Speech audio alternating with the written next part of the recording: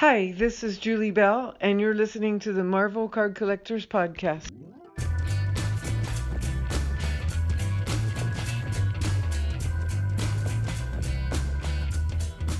Hello, everybody.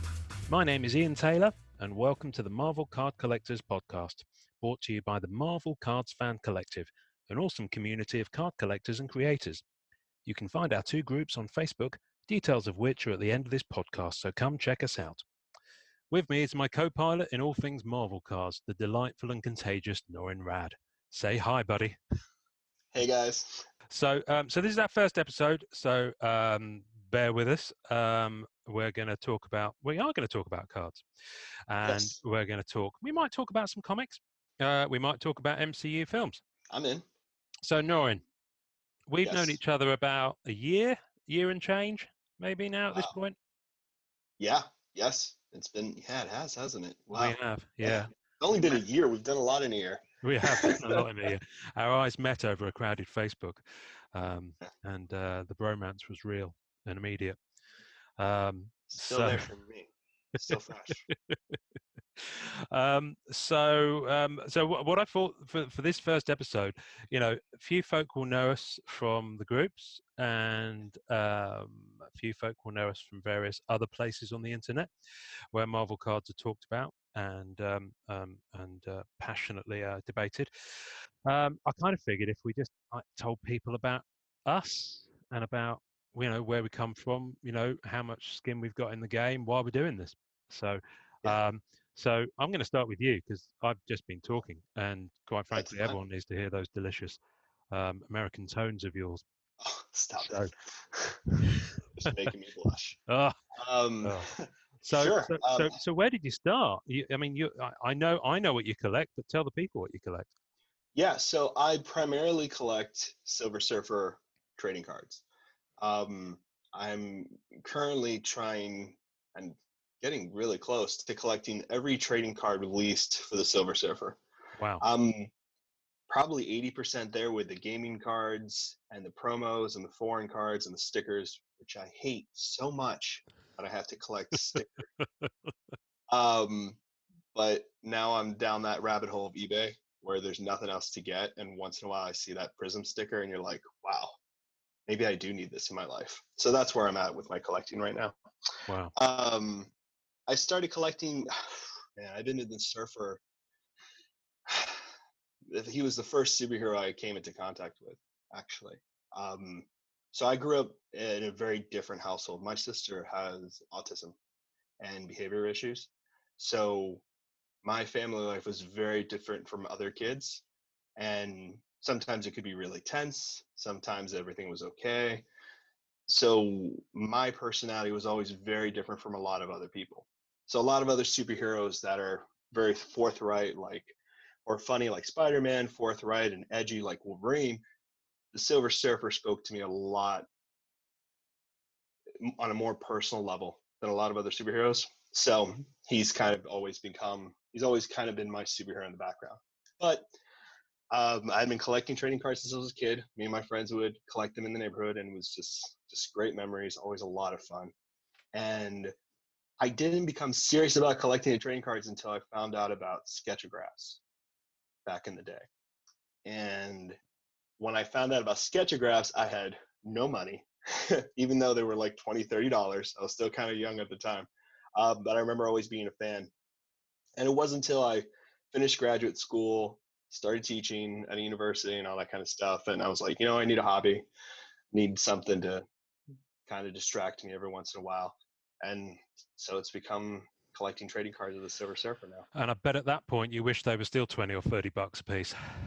Yeah, yeah, no kidding. No, I've gone from wanting to collect a Silver Surfer sketch from every series that had a sketch that allowed the Silver Surfer into the series. Because now, unfortunately, he's banned. Hopefully, that changes soon. Um, but I went from wanting all that. I went from wanting the Fantastic Four archive set to having a Silver Surfer by every artist in that set. Um, it's just so much, and the Surfer comes at a high premium. He's such a popular character that I'm fighting with, luckily, funny enough, I know all the other Silver Surfer collectors. So when there's a bidding war, I know kind of where the card's gonna go. How many Being are this there? far into the hobby. Silver Surfer collectors? Yeah. There's okay, that I know of. I know there's two that are hiding that I've never met or never spoken to that are just won't talk to anybody and pretty much black hole collectors, right? The collectors that collect things and just vanish and you never see those things again unless like 20, 30 years later. Hmm. But there's I won't name anybody because they're quiet bunch. We That's have cool. one in the group now that you know of who posts just amazing sketch cards daily. Yeah, Rick. yeah, yeah. Rick, who has an awesome collection. Super envious of them. Some other Rick's a good dude. collectors. Rick's a dude. Rick's the dude. No, he's the Yeah. man. No, He's the man. he's Rick. If you hear this, open invitation to come and talk about your collection on the podcast. Seriously, he's a very cool dude. Very nice. Um, and then I know one guy who's a good friend of mine who, keeps his stuff kind of quiet. No joke. He has over 500 Silver Surfer sketches. Stop it. 500. Oh, I've sold him a few of mine because I've basically I've come up with the idea of only having a top 27. That's 27 artists that I feel that do the Silver Surfer in my kind of taste that I gotcha. really enjoy their work, and I've narrowed it down to 27 as my lot of particular cards because the issue I kept running into collecting sketch cards, which maybe is a little off topic, is that I realized that I would buy Silver Surfer sketch cards, and then there would be some that I would favor over the others. Hmm. I And know because they're that so feeling. expensive, yeah, because they're so expensive, it wasn't like I can't pick up a sketch for under $10 for a surfer. It's always going to be 50 or more. Very rarely will I ever come across a surfer that's 50 or less. That's ridiculous for me as a collector. I think it's amazing that other people do it, and I'm super envious 100%.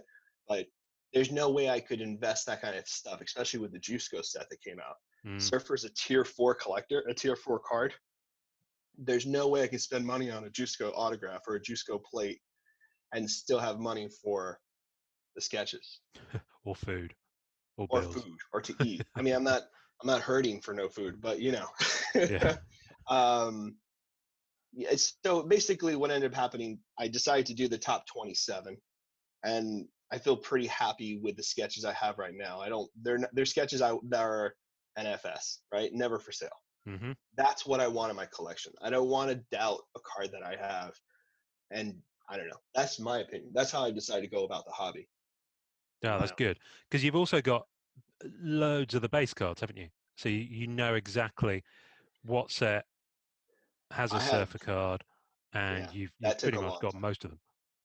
That I'm missing, no joke, from the main series, not including Foreigner Gaming, which I pretty much have all the gaming ones. I'm missing only two, and there's like over 70. Wow. For the trading card series, like Marvel Universe, Flair, Masterpiece, all those cards, wow, there's probably over 178 of those. Wow. And I'm only missing, not counting the plates. The printing plates I have a lot of, but they're one of one. So I'm only Yeah. going to do one printing plate per series because I was going to try to do all four, but no one's going to let me have all those. They know me by now. They want me near them. They hear Nora and they're like, no, no, no, keep quiet. I don't have Yeah. any surfers. Yeah. I They was like, lock them okay, away in the fine. basement and They're pretend like, no, yeah. Mm. they're not going to give it to me. So I'll be lucky to get a plate for every series. I'm maybe missing 5 cards. Wow. That's And that's incredible, the guy. diamond. That's incredible. Yeah. Yeah. It's diamonds, primarily the diamonds, the Marvel 75th diamond, those kind of cards, the 10s, Hmm. and the green gem, the Marvel Retro green gem. That Wow. sucker is extremely elusive. No one Really. has that. No one has How that. many of those are That's there? only 10, but for some reason, Wow. no. Is it 10? I believe it's 10 or 5. I'm pretty sure it's 10. No one has that. It hasn't come up. No one has that. I got really lucky last summer with the rarest cards in my collection, which is the Marvel Onslaught Silver Surfer signed by Stan Lee, Oh, yeah. I saw you pick that up. which I is saw you. just, Yeah. I got super lucky. And then the Marvel QFX signed, the 35 matted. Like there's no gloss on the card because it was inserted. It was 35 of them signed by Joe, the guy who did the QFX series, who is Marvel in chief, Joe Joe Quesada. Quesada. Yeah. and he signed that one, and that was pack inserted, only 35 of each character, Wow. and that's crazy rare. Crazy rare. Wow. Those two I picked up last summer. Those are pretty much jewels in the collection. Yeah. So you're doing well. Very focused collection. Very tight. It's the only way I could do it. And funny enough, I was going to tell you, I know a lot of people are starting to get into the series who are listening to this who are into Marvel masterpieces. Yeah. Which, you know, I'm excited for one day us to have an episode about investments, because I feel like that's the series Oh, we to will. really be looking at, Yeah. which I'm excited about. But for the Marvel masterpieces, I've actually decided to do a small. So for a certain set that I like, especially if it doesn't have the Surfer in it, I'm doing a 9-page. And that 9-page can be a collection of printing plates, autos, characters I particularly like, or just a spotlight on one character and get a full rainbow. But just a single 9-page. That's it. Like, I have a full base because I had fun and bought some boxes, which I tend to like save money because you never know when a Surfer's going to come up. I have to be that kind of collector, otherwise I can't touch them. And the thing with cards is, once they're gone, you know this, they're gone. Mm-hmm. You're never going to come across a card again. Yeah. Usually, rarely do you see a card twice. Yeah. Yeah. Unless they're 10 years apart or something. Yeah. Wow. I'm just in awe. Because I know you've just started your new Instagram feed where you're showing off your entire server collection. What's it called? It's called Zenlaw Archives, which is the planet from the Surfer's from. So ZENN underscore law.archives. And I got the idea. I've always wanted to do that Instagram page. I have the sketch card Hive, but that was just for collection fun, getting to know people. I always wanted to have a wall in the Instagram to show off that hobby, because I think Instagram's a great place to show off the hobby. Very much. Very much. I really do think if people start getting into it, it will be the place to show off the hobby, other than sketchcollectors.com, which is a great site. And I've always wanted to start that. And I saw that guy. I don't know if everyone else saw him too, the Doctor Strange archive. Yeah. He recently joined MCCW. He's amazing. Did you see his website is so well laid out? And I've done web design for a while, but his website for his collection is by far one of the best I've ever seen. I need to check that out. No, it's really organized. It's so well done, and he keeps up with it. That's a true tribute to that character. So I wanted to, do something about Instagram. So I'm 147 posts in, or 130. Yeah, you're motoring. I open Instagram and I see nothing else at the moment. Sorry. Hey, but it's not a bad thing. Only by 1996. Wow. Okay, so you've got some way to go. Posts. Yeah. Wow. No, it looks awesome. Looks absolutely awesome. And we do have, I mean, most of you may know about it, but we do have an @MM Collectors for the Marvel Masterpieces Collectors group on Instagram. What I've found is that a lot of artists are on Instagram, much more so than Facebook. In fact, a lot of them are on Instagram. Obviously, it's a very visual medium, but unlike, was it sketch card collectors you just mentioned? Of course, you go to that site because you want to look at sketch cards. But of course, Instagram is open to everyone. So for me, Instagram is the best place to actually advertise the great art and the cards that are out there, new and old, that are in the hobby. And so, I get some of the most incredibly positive interactions from people on Instagram. Epic. Your page is epic. The MM Collectors. I mean, that is daily insight into seeing those cards, and it's so consistent. Well, it kind of so impressive. It kind of has to be. And I remember I was talking to. I work for a.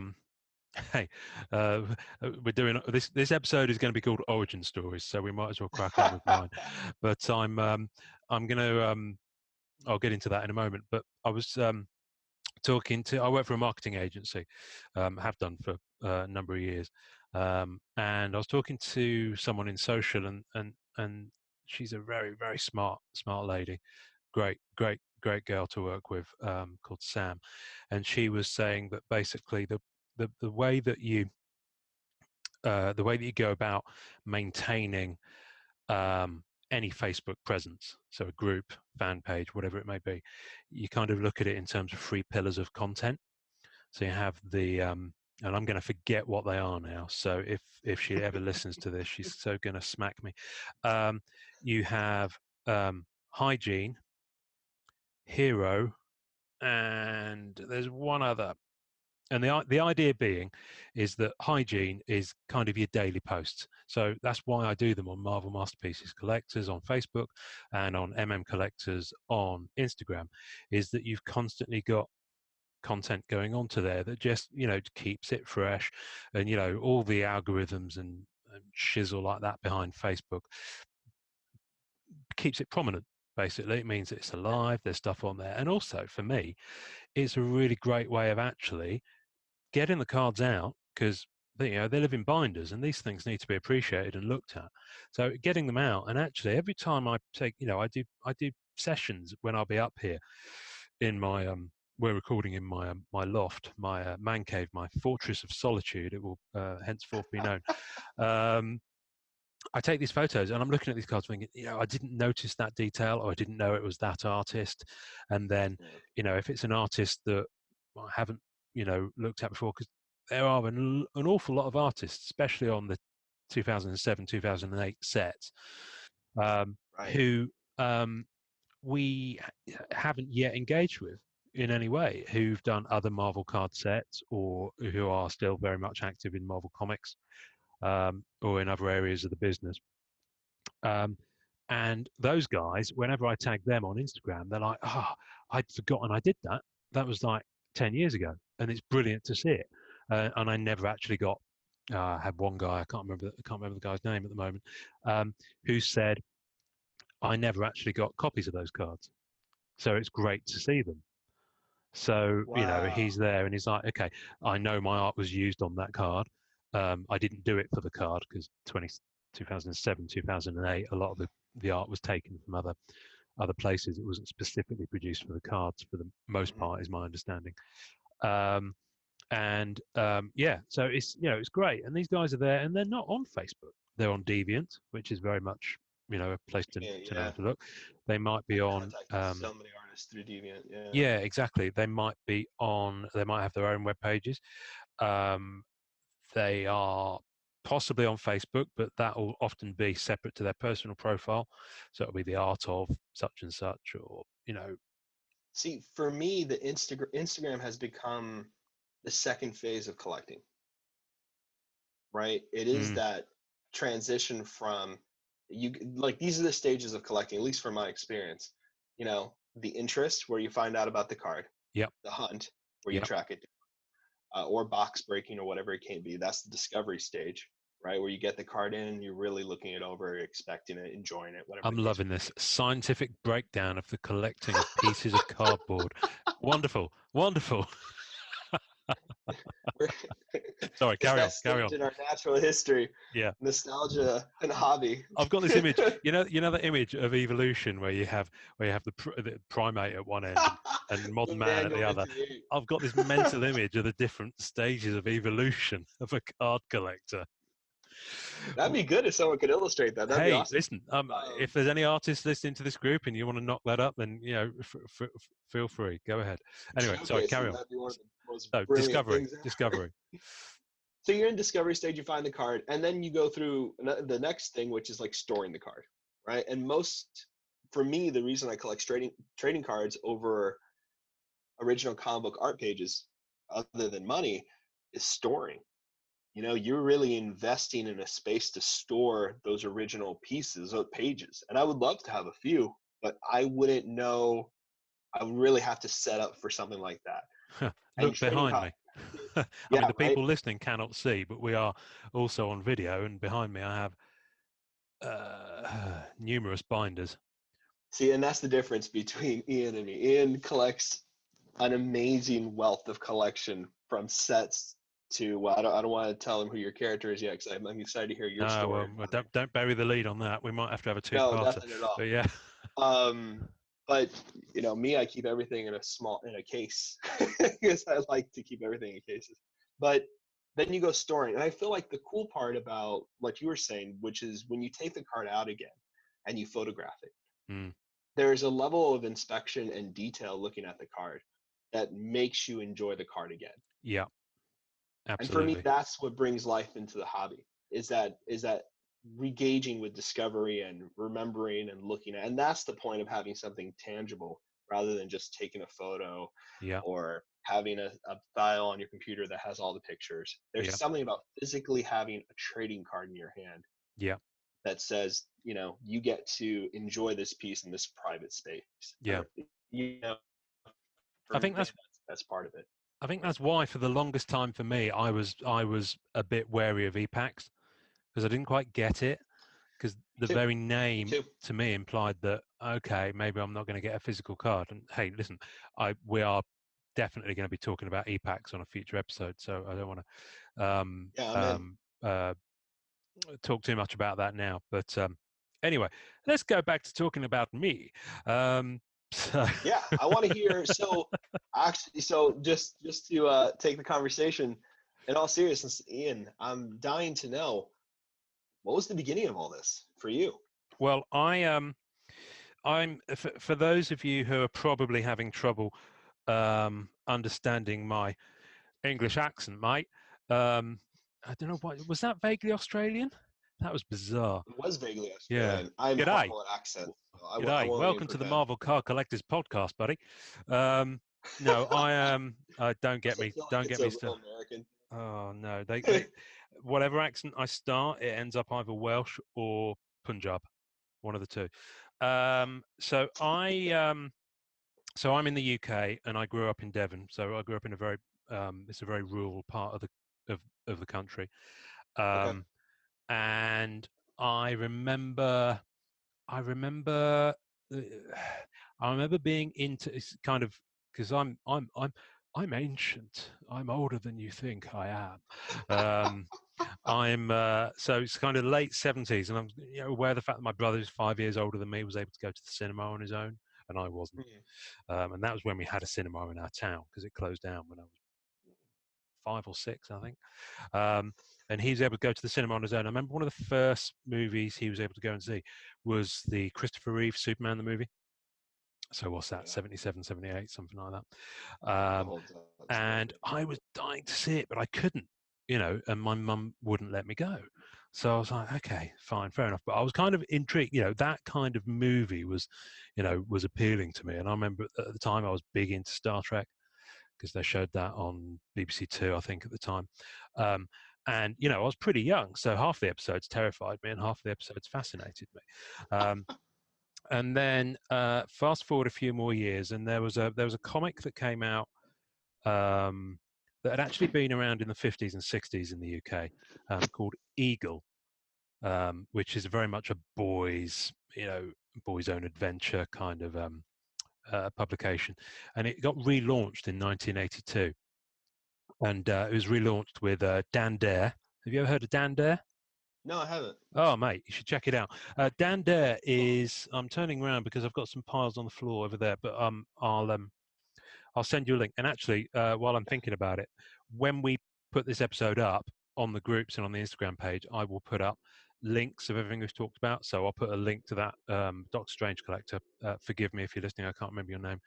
Might even be Doctor Strange Collector, in which case I got it right. Yay! And we'll put up a link to Dan Dare and things like that. So, and hopefully, if we talk about stuff that we might want to have visual as well, we can put some pictures of that up. So there'll be a post Yeah. where you can look at stuff, because the thing is with a podcast is that we might talk about something and people can't see it. So I think it's always a good idea to Right. have a post that goes along with. Anyway, so that came out, and then in that same year, I was 9. My father died in August of '82. And for the next year, I just poured myself into the Eagle comics. I absolutely loved it.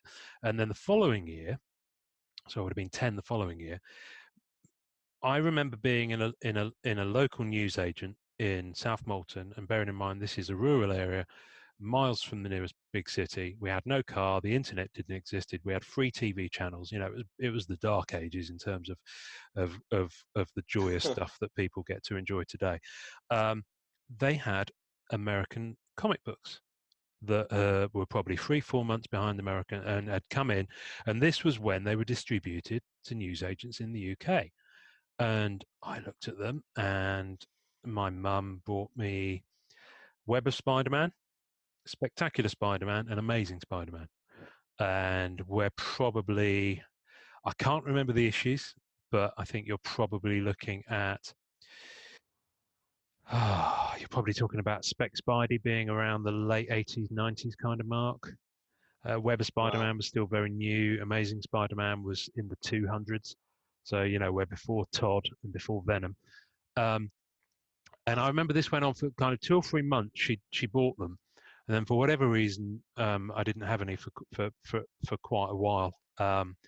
So I had maybe about 3 or 4 months worth, so maybe 10, 12 books. And what fascinated me was that you'd be reading one, and there'd be an editor's note say, "See this issue so when you're reading a comic, it goes, this such and such happened. There'll be an asterisk, and it goes, see Amazing Yeah. Spider-Man 237.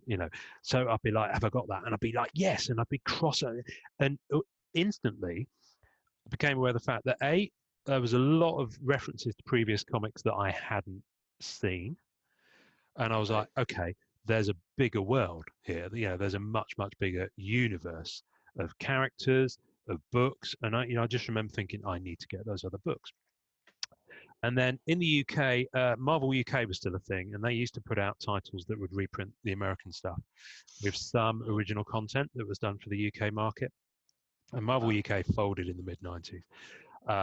But going back to kind of the mid-80s, they started a title called Spider-Man and Zoids. Have you heard of Zoids? No, I haven't heard Zoids. of it. Okay, Zoids. And it was the most bonkers thing because it was a comic based on a toy line. Okay, but the early issues were Grant Morrison. Oh, If you've wow. heard of him, so it was Yeah. kind of his early work. Because I think he's British. I might be wrong. I think he is originally.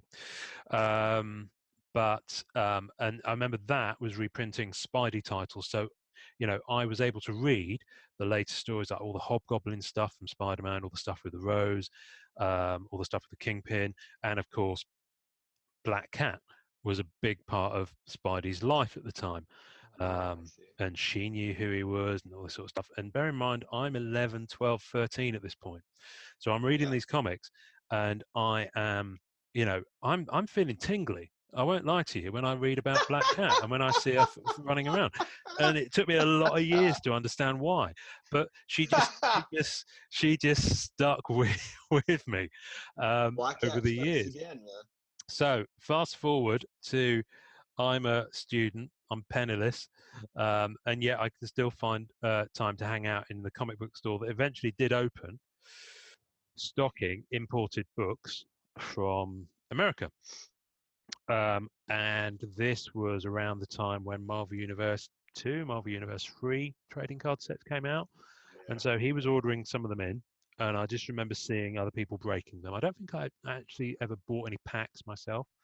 I just remember going in there because I didn't have the money, but I was able to see other people breaking them, and I saw some of the ones that the store had broken, and they had sleeves of individual cards that they were selling, and the holograms, of course. When someone pulled one of those, it was always an event. Those And holograms are just so epic. oh yeah, Just so epic. and at the time, I just remember thinking that's pretty cool, but I just didn't have any money. I didn't have, I student, on a grant from a one-parent family, and my mum wasn't working; she was on a widow's pension, so we weren't rich. We didn't have dollar. So and then I went away to college. I went away to well, I won't say university because I didn't quite get to university. I did a higher national diploma, an HND, which also stands for have no degree. Anyway, I went off and did that in performing arts, and fast forward, so I'm in London. I started buying comics again, living and working in London, working in the West End, working in theatre, and I'm buying a few comics here and there, and then fast forward even further, I'm working for a marketing agency for live entertainment, West End shows. So I'm doing that, and 50 yards from my office is Forbidden Planet. So, and the That's main London pretty store, amazing. literally 50 yards. So I could walk out at lunchtime, go there, and just browse and do stuff, and and spend my wages. So, and I'd do that. And Marvel Masterpieces 2007 broke, Hmm. and I remember seeing Marvel Masterpieces. I remember always wanting it, and I remember never being able to afford them. And I went in there, and 2007 was breaking, and they were stocking it. And this was a pretty unusual thing for any retail store, even the hobby stores like Forbidden Planet and comic shops, to actually be carrying cardstock from America. Because at this point, it's a lot of collectible card game stuff. You know, your Oh, I Overpower, your see. things like that. Yeah, because it's '07. That's right. '07, Yeah, '08, the Versus systems. yeah, Yeah. you're talking about Pokemon still, a lot of Yeah. that sort of stuff. Yeah. Yeah. Magic, which I've never gotten into and don't understand. And it's a rabbit hole I'm kind of not keen to go anywhere near. I mean, they're And beautiful cards. That is a rabbit hole just waiting to yeah, happen. exactly, which is why I'm kind of like I don't want to look into that No, you have vortex, to because look I away. know I It's will like be. You'll never see me Indiana again. Jones' Lost Ark. You don't look into the Ark. Yeah, but yeah, exactly. But it's like in Avengers, like they have a Hulk. What's a Hulk? It's like, well, Yeah. Marvel has a black cat, so that keeps me that keeps me grounded. Um, and that cat came out, and that set came out, and I remember I bought loads of packs, and then I went back and I bought the rest of that box, and then I bought another sealed box. So I think I probably bought the best part of 3 boxes worth, and they weren't cheap because there was an import um, lift on them. Oh no, that's right. I've So heard about so even per pack they were pricey, and that. they were just amazing. I just loved them, and of course it's the first time I'd seen sketch cards. So and then 2008 came out, and then I kind of became aware that Rittenhouse were putting out Marvel sets, so I started dabbling into some of those, and then. Yeah. Well, just 2 words that kind of explain it for me. And at this point, dealers in the UK could get Rittenhouse product, so it wasn't geo-locked. So the Upper Deck stuff can't be, as I understand it, they don't have the license with Marvel to distribute their product into the UK. Oh, So interesting. yeah, because in the Oh, UK, the some of the Marvel statues are license is like held that by, too. yeah, the Marvel Yeah. license is held in the UK by Panini and Topps. So Panini get the comics and they do reprints of the American titles. So you can't buy American comics in newsagents in the UK anymore. You haven't been able to since the 90s. Whoa. And it's all reprint. So Panini have had the license since the 90s. And what they do is they take stories and they put them together in sort of different anthology titles and bring them out once a month, every 4 weeks. Which is great, but you often get stuff reprinted out of order. You often get stuff reprinted in an order that it wasn't necessarily published in. It might not make sense. And for me, part of the joy of comics and then the cards is the Americana of it. You know, I love America. I've been there a number of times. I love Yeah. a lot of the stuff you guys produce. There's a lot of the stuff that you guys produce that I'm not so keen on, but we won't talk about that on this podcast. Don't hold Um, that against me, okay? I won't. No, that's cool. That's cool. And in discovering Rittenhouse, I discovered Spider-Man Archives, and in discovering Spider-Man Archives, I discovered Black Cat sketch cards. And oh boy, did I discover Black Cat sketch cards! And I was like a three-legged dog in a forest. I didn't know where to turn. I was because there were an I awful love lot that. of them. There were an awful lot of them. You know, everywhere you looked, there was a Yeah. Black Cat sketch cards because boobies.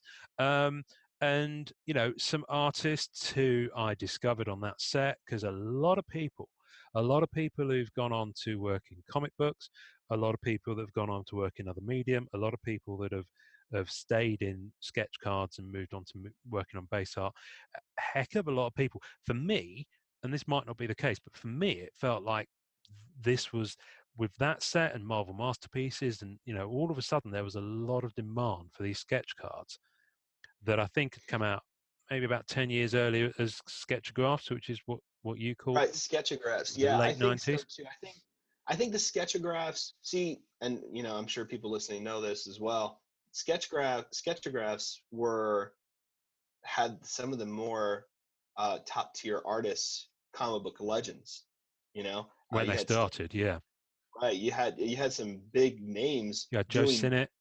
You had, right. Joe Sinnott, right. I'm trying to think of other people now. It's the Stan only Lee one that has comes a to mind. Spider-Man and a Captain America out Yeah. there. Like there's some crazy names out there that did sketchographs, and they were just rough sketches. I mean, still beautiful and amazing to have an original piece of art by those They were guys. just remarks. Yeah, they were marks Hmm. basically, right? When 07, 08 came out, and I'm a huge sketch card guy. For me, those Marvel Masterpiece headers, this 07 and 08, Yeah. there was such a range of different styles from so many different artists that you would see one surfer or one black cat by someone else, and you could get a whole different sketch card from someone else, Yep. and the character had a different interpretation. Yep. That's what always blew me away about that series. And it's not a coincidence you don't see a lot of those sketch cards being sold, because the nice ones people keep. Hmm. They don't resell. They hold on to those. I hardly ever see 08, 07 Marvel Masterpiece sketch cards come up that are Yeah. drop dead gorgeous ever. Even at the time, Not really. as soon as they were out, they were gone. Wow, that's crazy. I remember when I first started MCCW last year, when it was called Marvel Global Fans. The whole reason I set that up was because I'd been on some Marvel card groups on Facebook for a number of years, and Yeah. it was great, and it was good to see that there were collectors there. But a lot of them are in the US, and for me, the frustrating thing is a lot of them were like, yeah, I'm selling this card, but I only ship to the continental US or lower 48 or whatever they called it. And it infuriated me no end, because it's like, okay, that's nice. And I get that you don't want to take the risk, and you might have had a rough eBay experience. But for me, that was really limiting in terms of, this hobby being a hobby for anyone. For that kid who And that's a grows up real in concern. a Yeah. rural area, for who's now in a position fortunate enough to be able to afford as an adult to buy these things. I get that these things aren't cheap now, especially with the premium sets, and I get that they are definitely made to a large degree by collectors for collectors. But there are still Yeah. entry-level products 100%. out there. There are still things in stores, whoever make them, be it Panini, Topps, Upper Deck. There are still things people can buy with their pocket money and get really into the hobby from a young age. So, Yeah. but so I set that group up because I wanted to. I wanted something that, if you're in that group and you wanted to sell something, you had to be willing to post it anywhere. That's the simple fact of it. I also wanted a place where it was, we weren't going to have any, dramas, any angst, a safe place for Drama is creators. real. Yeah, and I get it, and I Yeah. get it, and I get things Well, go that's what down attracted me sometimes. to you. Yeah, I get And it. whatever, those things happen. Mm. Anytime you're dealing with a hobby that has one of ones, you're Yeah, gonna have that kind of craziness. yeah. But And it's for it's the me, single most positive thing about the hobby. People are yeah, passionate about it, and I love that. And that's yeah, that's why we're doing this. yeah. 95% of the time in these groups, maybe more, I always have people looking out for me. I tell people what I'm interested in, and you might hike up the value because other surfer collectors are out there, Yeah, but it's not from the people in the group, because they're messaging me and be like, look what came out, and then I'm running to eBay to go find it. yeah. Like that's what like I saw the other groups on Facebook, and I avoided Facebook like the plague, because I hate this aspect and the environment of Facebook. But when I saw your group and I saw what you guys were doing, I was so touched that it was global, because I think it's really idiotic to have a hobby that has things that are featuring one of ones, which are things that I absolutely adore, like sketch cards. like sketch cards, like Hmm. plates, like autos, like red spectrums, all that kind of good stuff. Those things are sold globally. People all around the world are buying those things. You think you're going to find anything working in just the US? You're crazy. Mm. You're never going to see certain products. We just made friends with the Indonesia group. Yeah, I saw. Man, those Yeah, guys are and key. they're super kind. And Yeah, those guys are king. Very awesome people. And they're in the group now, and it's crazy to have access to people. Like we're seeing MM18 autos from them that we didn't know were being pulled. yeah, yeah, Yeah, it's yeah. it's nuts. And we're See, seeing it's product that important. was made specifically for that country. as well. We're seeing card Yeah. sets that have been licensed officially, but they're not US produced stuff. And some of them, from the little I've seen, some of them have got some pretty crazy different artwork on it. So, Really there, cool stuff. there Really could cool well be variations. there could well be some Surfer stuff that you haven't seen. There could well be some Black Cat stuff that I've not seen. There could be some Iceman stuff for Brandon. There could be some. Who else? Who else? I mean, listen, we'll get into Rogue for Josh. Rogue for Josh. Yeah, of course. Josh. Oh man, he's got some sweet cards. Listen, all of these guys we're talking about, you can find on the groups. So the simplest way to enjoy their cards is to come see. But all of these guys, if they're up for it, and I get it's not for anyone, would love to have some of these character collectors on. I'm not just a character collector. I know you're primarily a character collector. I tend to go. I've got you go. I've gone in for the Marvel Masterpieces sets. Obviously, that's my biggest love. You're a beast. Yeah, no, I just love them. I just love the legacy of it. I mean, there's been 10 sets. I don't think there's any other set. That's why I set up the group just for that, because I figured, okay, Flair's good, but there's been 2 going to be free, and we'll talk about that on future episodes. The next Flair set. I'm excited about that. Yeah, Marvel premieres, 3 or 4 sets in. Fleer Ultra, be it X-Men or Spider-Man, you still only 3 or 4 sets of those. Marvel Universe had 5 originally, and a couple more. So Marvel Masterpieces is a legacy set, because I would argue that a lot of the sets that came after wouldn't have existed unless Marvel Masterpieces 1992 hadn't been as successful. Not at all. 110. Joe Jusko's MM92. Marvel Masterpiece 92. That set opened the floodgates for original art to be featured on trading cards. Hands down. That was it. And it just continued with 96. It continued with 95. I mean, it was just consistently new work that was being produced solely for trading cards, which is for me the bread and butter of it all. Like, I would love to one day own a 96 Marvel Masterpiece set. That's going to come way down in the future when I decide to pick that up. But there are some really amazing things happening with Marvel Masterpiece. I'm excited to talk about that with the investing when we get to it. Yeah, we'll definitely get there. Be fascinating. We'll definitely get there. Into that. I'll tell you what. Listen, I mean, credit to him. You pronounce it Jusko. I say Jusko, but I'm not sure which it is. So, Joe, come on the podcast. I know you're listening, buddy. Please, brother. Come on the podcast. Come and talk to us. Tell us how to pronounce your name, and hats off to you. Sorry about that if it's wrong. To be honest with you, I have a feeling you're probably correct. It's just I'm American English and English English. It's weird too, because there's really nothing out there like YouTube series wise. There's really nothing out there podcast wise where you're hearing these characters. There's really not. So you wouldn't, like Simone Bianchi, right? I had no idea the pronunciation of that until Matt told me. And amazing. But the weird thing is, there was an Upper Deck video that came out in the autumn, just gone, in the fall, sorry, where they pronounced it Bianchi. And so I've been second guessing myself on that for the longest time. Now, if anyone would know, I mean, obviously Simone would know because it's his surname. Ciao, Simone, if you're listening. Was that Italian? Did I just embarrass myself? Anyway. Italian. But if anyone else knows other than Simone and his nearest and dearest, it would be Matt, because Matt is devoted and then some. He's on the front line on that one. He is. So, but listen, thank you, Joe, for doing that set, because I think it's fairly confident that we wouldn't be having this conversation. You wouldn't be listening to this podcast. There'd be no groups on Facebook to talk about, and it almost killed Joe creating them, as I understand it. So, what a beast, by the way. Like, that's insane to look back to see what he did in just a couple of months or however. Crazy. It was a ridiculous amount of time. Absolutely crazy. And each card, still to today, everyone's looking at those cards and still in awe of what he decided to do. Yeah. So, listen, I mean, we've talked about a number of ideas about what we're going to do with this podcast over the coming weeks. I'm hoping it's going to be weekly. I've got no idea how long we've been going, probably almost an hour. So we'll probably wrap up soon for this first episode, at least.